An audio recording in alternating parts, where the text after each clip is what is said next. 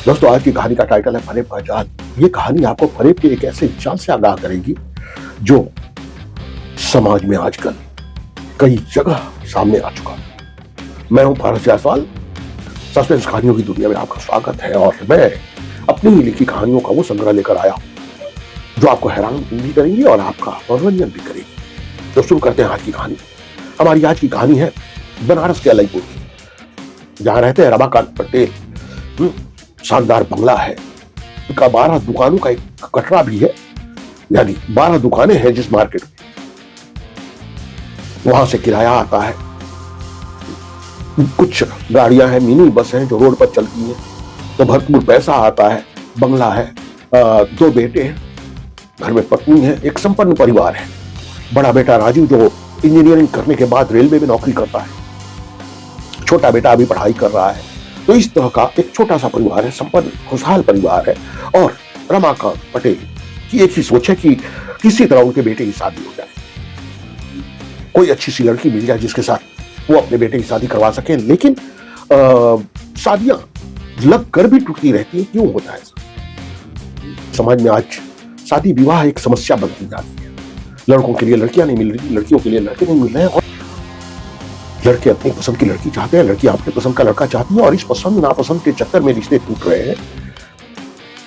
एक तरफ तो लड़के वालों की सोच होती है कि लड़की अच्छी मिले, सुंदर हो, संस्कारी हो, जो घर में रह सके, जो हमारे लायक हो, और उसके साथ ही उनकी सोच ये भी होती है किसी ऐसे घर से आ रही हो जहां से भरपूर दहेज भी मिल सके। तो अंदरूनी एक लालच भी दिल में भरा रहता है, और इस लालच को पूरा करने के लिए कई बार फरेब के जाल फेंके जाते हैं, लड़के वालों की तरफ से भी, लड़की वालों की तरफ से भी।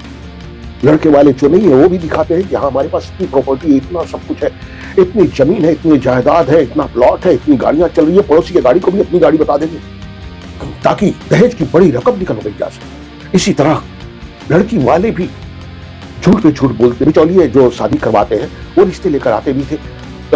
6 महीने पहले मछली शहर में एक लड़की इन्हें पसंद आई, शादी तय हुई, लेन देन का सारा मामला तय हो गया, 30 लाख में बस शादी तय हुई।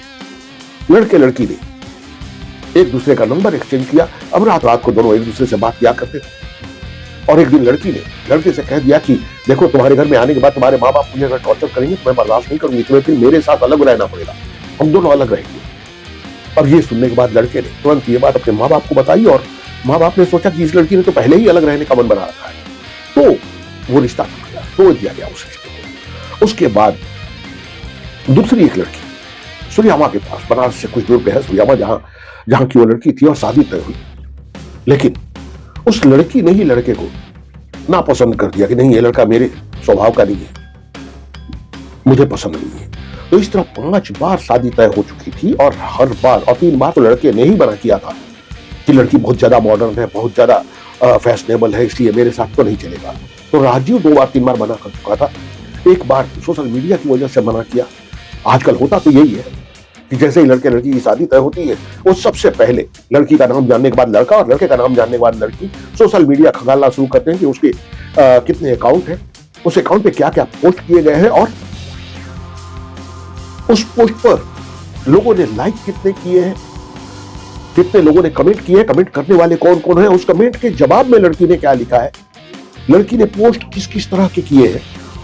उसी तरह लड़की भी लड़के का वो ढूंढना और खंगालना शुरू करती है, क्योंकि वो जानना चाहती है कि लड़की की सोच कैसी है, वो मॉडर्न है या नहीं, घूमने फिरने वाला है या नहीं, हर हफ्ते होटल लेके जाएगा कि नहीं, मॉल में घुमाने ले जाएगा कि नहीं। इस तरह की सोच जो लड़कियों के अंदर, लड़कों के अंदर बनी हुई है, इसीलिए ये मैच होने के बाद भी, शादी तय होने के बाद भी शादियां टूट रही है।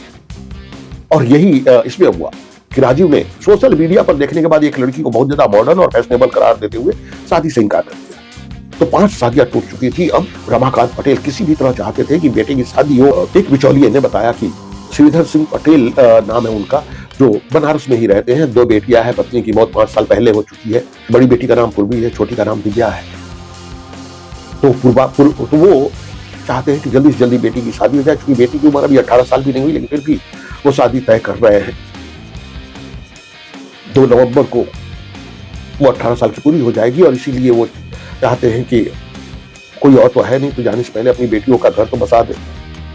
रमाकांत पटेल इस शादी के लिए तैयार हो जाते हैं। उसके बाद एक होटल में लड़की के साथ लड़की के पिता आते हैं। इधर से राजीव और उसके पिता रमाकांत और परिवार के लोग पूछते हैं। लड़की पसंद आ जाती है। लड़की बड़ी कम सिंसी और कम उम्र की है, 18 साल भी अभी पूरा नहीं हुआ, पूर्वी नाम है, और बहुत ही सीधी सादी सादगी वाली लड़की है, जिसे देखकर पूरा परिवार उसे पसंद कर लेता है। उसके बाद शादी की बात तय होती है। अब रमाकांत पटेल कहते हैं कि दहेज की बात, ये बताते हैं कि हमारे पास इतना कुछ प्रॉपर्टी है, इतना सब कुछ है, तो 50 लाख तो कम से कम चाहिए होगा। और लड़की के पिता हाथ जोड़ लेते हैं कि इतना मैं नहीं दे पाऊंगा, दोनों बेटियां हैं, दोनों बेटियों की शादी करनी है, और वैसे भी मेरे पास जितनी प्रॉपर्टी है सब दोनों बेटियों को ही तो मिलने वाला है, तो बाद में तो सब कुछ मिलेगा ही। ये कहते हैं नहीं, बाद में जो मिलेगा वो मिलेगा, समाज में एक शान की बात होती है, तो 50 लाख तो कम से कम चाहिए, दूसरी जगह लोग दे रहे हैं, आप मना कैसे कर सकते। और श्रीधर पटेल आखिर 40 में मान जाते हैं कि हाँ ठीक है, मैं 40 लाख रुपए कैश दे दूंगा, बाकी लड़की के शौक भी पूरे करने हैं, दूसरे खर्चे, दूसरी जरूरतें हैं, बारात संभालना, सारी बातें तय हो जाती है, शादी तय हो जाता है। अब लड़का लड़की एक दूसरे का, जो आज का प्रचलन है कि एक दूसरे का नंबर लेंगे, एक दूसरे से बात करेंगे, मैसेजिंग करेंगे, सब कुछ, ये सब कुछ शुरू होता है। अब लड़का पूर्वी का नंबर ले चुका है, वो रात को फोन करता है, दिन को फोन करता है, उसके बाद मिलने के लिए भी बुलाता है। मिलने के लिए दोनों बाहर जाते हैं। दोनों पूर्वी राजीव से मिलने जाती है, लेकिन उसे बताती है कि मैं पापा से पूछ कर आई, मैं पापा के बताए बगैर कहीं नहीं जाती। तो दोनों पिक्चर देखते हैं। पिक्चर देख के फिर वो बाइक से ही उसको घर पे छोड़ता है, क्योंकि पता लग चुका है कि लड़की के पिता को पता है, तो बाइक से घर पे छोड़ता है। मोहल्ले के लोग देखते हैं। उसके बाद लड़की के पिता श्रीधर पटेल फोन करके लड़के से कहते हैं कि बेटा, मैं सम्मान के साथ शादी करना चाहता हूं, और इसीलिए मैं इतना सब कुछ कर रहा हूं। तुम दोनों का मिलना जुलना इस तरह से ठीक नहीं है, और मोहल्ले के लोग देख रहे हैं, एक बदनामी खड़ी हो जाएगी कि लड़का लड़की दोनों एक दूसरे को चाहते थे, इसलिए ये शादी हुई, तुम्हें ऐसा नहीं चाहता। राजीव कहता है ठीक पापा जी, आपको फिर शिकायत का मौका नहीं मिलेगा। लेकिन राजीव संभाल नहीं पाता खुद को, फिर फोन करता है। पूर्वी भी फोन करती है, और एक बार वो फोन करके खुद उन्हीं से पूछता है कि पापा जी मेरे कुछ दोस्त आ रहे हैं, वो देखना चाहते हैं पूर्वी को, तो 1 घंटे के लिए पूर्वी को भेज दीजिए। कहते हैं ठीक है बेटा, भेज दूंगा। पूर्वी चली जाती है, वहां पार्टी वार्टी चल रही है इन लोगों की, होटल में आराम से खाना, लंच वगैरह सब करते हैं साथ में। वहां राजीव को मौका मिल जाता है, वो पूर्वी का हाथ पकड़ता है, उसे प्रपोज करता है, उसे बाहों में भरता है और उसे किस। अब ये पूर्वी घबरा जाती है पूरी तरह, वहां से निकलती है और घर भागते हुए, मतलब घर आती है, और रात को उसको मैसेज करती है कि तुमने ये अच्छा नहीं किया, मैंने ये नहीं सोचा था, मैं ऐसी वैसी लड़की नहीं। अब वो लिखे जा रही है कि अगर पापा को पता लगा तो मैं खुदकुशी कर लूंगी शर्म के मारे। मुझे तुमने समझा क्या है, तुमने ऐसा मेरे साथ क्यों किया, मुझे बाहों में कैसे भर लिया तुमने मुझे हाथ लगाया, तुमने मुझे मोलेस्ट किया है। अब ये सब कुछ वो माफी मांग रहा है, सॉरी गलती हो गई, फिर वो मांगती है, और अब दोनों के बीच थोड़ा कंट्रोल होता है। मामला ये भी है कि शादी में अभी 2 महीने का टाइम बाकी है, ये सितंबर चल रहा है और शादी नवंबर में होनी है, क्योंकि 2 नवंबर को पूर्वी का 18वां बर्थडे पूरा हो रहा है, 18 साल की हो रही है, और इसीलिए 11 नवंबर को सगाई और 18 नवंबर को शादी की तारीख डाली गई है। अब और लड़के के माँ बाप भी लड़के को समझाते हैं कि बेटा इतना आगे बढ़ना ठीक नहीं है, क्योंकि अभी सिर्फ शादी तय हुई है, कुछ भी लेन देन तक नहीं हुई। लड़के के पिता रमाकांत पटेल फोन करके लड़की के पिता से कहते भी हैं कि भाई सारी तैयारियां करनी है, जेल भी बनवानी है, सब कुछ करना है, तो आप कुछ पैसे भिजवाइए। तो ये कहते हैं कि आप चिंता मत कीजिए, कोई प्लॉट है जिसे बेचना है, बेच के एक साथ ही 40 लाख रुपए पहुंचा दूंगा, जो मैंने जुबान दी है उसे तो पूरा करूंगा, अपनी इज्जत के लिए जीने मरने वाला इंसान। 15 दिन गुजरते हैं। एक रात घर में सब लोग सो रहे हैं, राजीव को नींद नहीं आ रही है, वो जाग ही रहा है, तभी अचानक फोन आता है, पूर्वी का फोन, और फोन पर वो भी वीडियो कॉल, पूर्वी का वीडियो कॉल आता है। ये देखकर हैरान होता है कि इतनी रात को पूर्वी ने वीडियो कॉल क्यों किया। वो वीडियो कॉल लेता है और देखकर शॉक रह जाता है कि पूर्वी दूसरी तरफ रो रही है, चीख कर रो रही है, और कहती है कि मैं तुम्हारी वजह से जान देने जा रही हूँ, मैं खुदकुशी करने जा रही हूँ, मेरी मौत का जिम्मेदार कोई और नहीं, तुम हो, तुम और तुम्हारे घर वाले, तुम्हारी वजह से मैं मरने जा रही हूँ, क्योंकि तुमने मुझे जीने के लायक ही नहीं छोड़ा, मैं जीने के लायक ही नहीं रह गई, मैं मरने जा रही हूँ। और ये देख के और ज्यादा समय पड़ जाता है, शॉक रह जाता है कि उस लड़की के हाथ में रेड पॉइजन है, चूहे मारने वाली दवा की शीशी है, और ये चीख रहा है कि नहीं पूर्वी तुम ऐसा मत करो, आखिर हुआ क्या, मुझे बताओ बात क्या है। और वो सीधे रेड पॉइजन पी जाती है, पी रही है, और इधर से ये चीख रहा है कि नहीं तुम ऐसा मत करो, मुझे बता तो दो बात क्या है, मैंने ऐसा क्या किया, मैंने कुछ किया ही नहीं। तब तक दूसरी तरफ से उसकी छोटी बहन दिव्या भाग के आती है और लिपट जाती है, कहती है दीदी ये क्या किया तुमने। अब दोनों रो रही हैं और फोन कट होता है। ये सदमे में पड़ा हुआ है, आखिर बात क्या है, उस लड़की ने खुदकुशी क्यों कर ली, मैंने ऐसा क्या कर दिया, कुछ भी नहीं किया।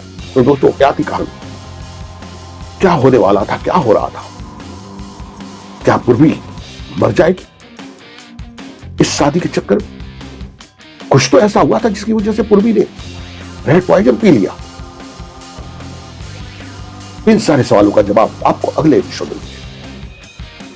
अगला एपिसोड जरूर देखिएगा। अगर आपको ये कहानी पसंद आई हो तो लाइक कीजिए, शेयर कीजिए, सब्सक्राइब कीजिए और कमेंट भी कीजिए। बताइए कि ये स्टोरी आपको कैसी लगी। आपके सारे सवालों का जवाब अगले एपिसोड में मिलेगा और ये भी समझ में आएगा कि असल में फरेब का जाल होता क्या है, किसे फरेब का जाल कहते हैं। तो देखना मत भूलिएगा। मैं हूं पारस जायसवाल, सस्पेंस कहानियों की दुनिया में आपका स्वागत है और मैं लेकर आया हूं अपनी लिखी हुई वो कहानियां जो आपको हैरान भी करेंगी और आपका मनोरंजन भी करेंगी। तो मिलते हैं अगले एपिसोड में। धन्यवाद।